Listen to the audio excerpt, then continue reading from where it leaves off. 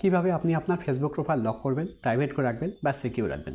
Friends, Facebook profile lock করে রাখলে কী হবে, আপনার ফেসবুক প্রোফাইল যখন কীভাবে আপনি আপনার ফেসবুক প্রোফাইল লক করবেন, প্রাইভেট করে রাখবেন বা সিকিউর রাখবেন।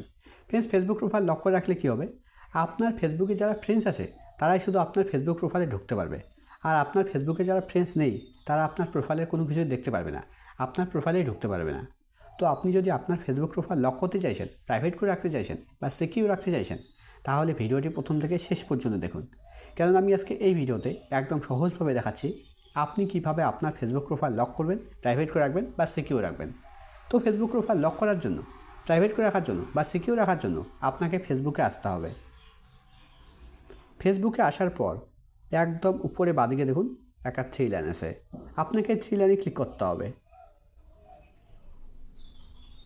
আপনার ক্ষেত্রে এই 3 লাইন যেটা আমার একদম উপরে বাঁদিকে শো করছে, সেটা আপনার ক্ষেত্রে একদম উপরে ডান দিকেও থাকতে পারে।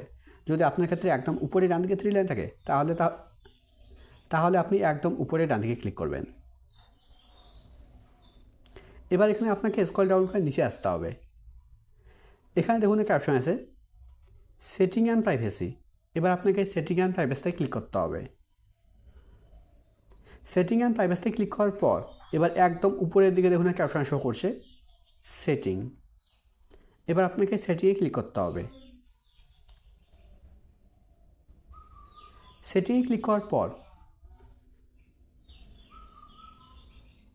সেটিংয়ে ক্লিক করলেই আপনার সামনে ঠিক এরকম পেজ ওপেন হবে।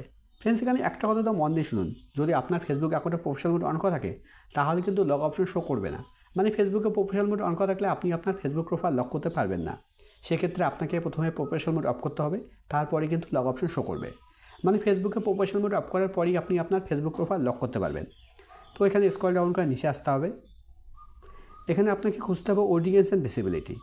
নিচের দিকে দেখুন লেখা আছে অডিয়েন্স অ্যান্ড ভিজিবিলিটি।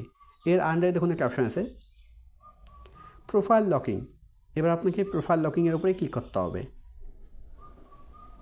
প্রোফাইল লকিংয়ের উপরে ক্লিক করার পর এবার একদম নিচে লক ইউর প্রোফাইলের উপরে ক্লিক করতে হবে। এবার একদম নিচে ওকে।